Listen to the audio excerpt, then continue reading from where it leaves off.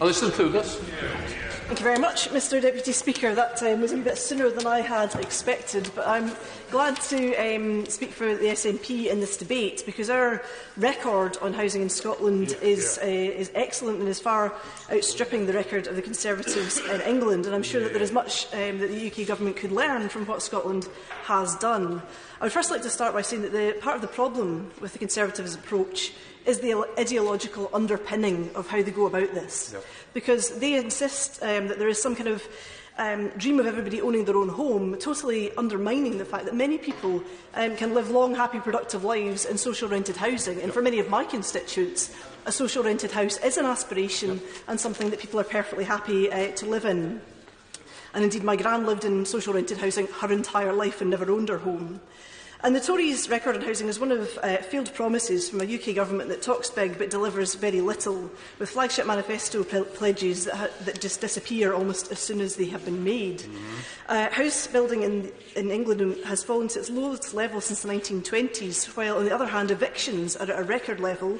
The lead cause of people becoming homeless is the end of a tenancy, and a mere 1 in 5 council homes have been replaced when sold. Contrast this to Scotland, Mr Deputy Speaker, where we have ended the right to buy of social rented housing, which has secured social rented housing stock for the future. No longer are these houses disappearing from the social rented sector and then reappearing almost instantly in the private rented sector at inflated rents that people cannot afford to pay. And we have secured that investment, and that has meant a huge amount to many of my constituents and those right across Scotland. And hundreds of thousands of people are stuck in England, particularly on social housing waiting lists, because the new stock is just not being built, and those houses that have been sold off are not being replaced. All the while, homelessness is up by 50%. Rough sleeping has risen 7 years consecutively. I noticed the Minister said that it has fallen recently, but that's on the back of huge spikes in rough sleeping. Absolutely. She's talking about the great things that's happening in housing in Scotland, but what does she make of the fact that between 2007 and 2016, the target of 35,000 was missed by 100%, 50%? You only delivered 16,000 rather than the 35,000 you'd planned to deliver. The Scottish Government's record has been excellent on house building. We have a target of building 50,000 new homes across the parliamentary term. He's not got a clue either, Kevin. And houses are being built right across the country. And people remember from my time with him in the local government committee how well the Scottish housing sector was spoken about by those who came to give evidence to us in the local government committee. So pay no attention to his colleague in the row behind him, because he has his own axe to grind on all of this, as he often does have. But the Scottish government is leading on housing policy, and that is well recognised. In the private rented sector, the legislation that we've brought forward on secure tenancies and on other areas has given renters in the private rented sector a huge amount of security as well. And making sure that everyone has a safe, warm and affordable home is central to the Scottish Government's vision of a fairer and more prosperous Scotland, because people cannot go on in life if they do not have a secure tenancy and a warm home and a roof over their heads. And so the SNP remain on track to deliver on our target of 50,000 affordable homes during the lifetime of the Scottish Parliament, and that is backed by over £3 billion of investment in the sector. There were 18,750 new build homes completed across all sectors over the year ending September 2018, an increase of 4%, or 635 homes in the previous year. And the latest statistics show that the Scottish Government have now delivered nearly 82,100 affordable homes since 2007, which is significant. And he chunters from a sedentary position. But if you look at how this is going in England, it's not going nearly as well. We are building a disproportionately higher number of homes in a quicker timescale, and you would do well to on this.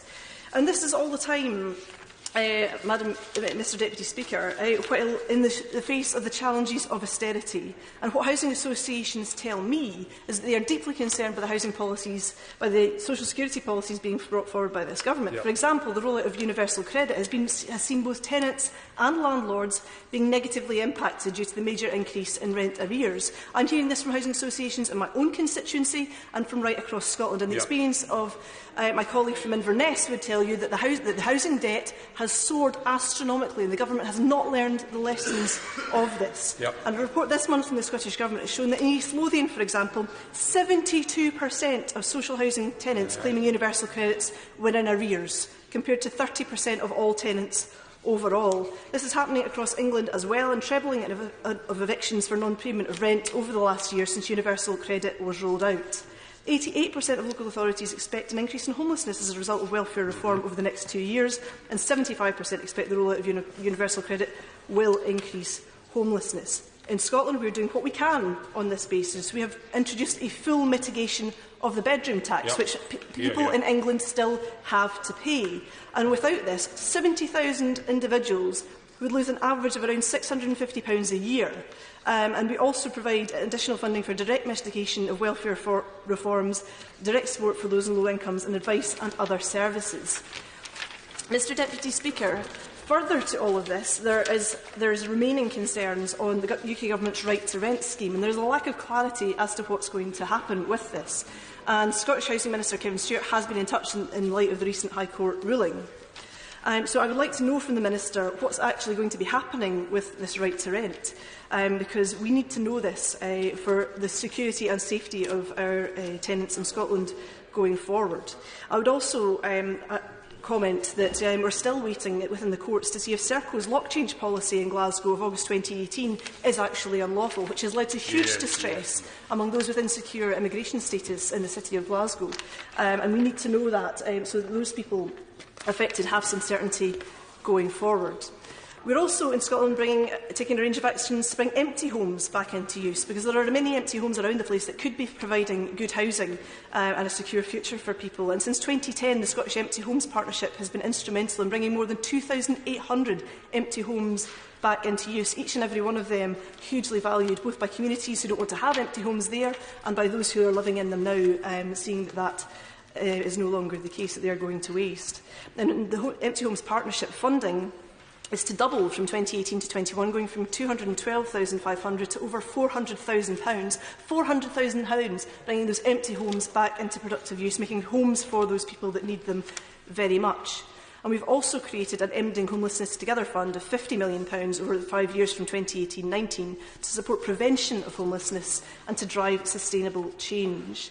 And we have in Scotland, Mr Deputy Speaker, some of the strongest rights for homeless people in the world, but we are not resting on our laurels. We are doing much more to tackle rough sleeping. We have a national objective to eradicate rough sleeping.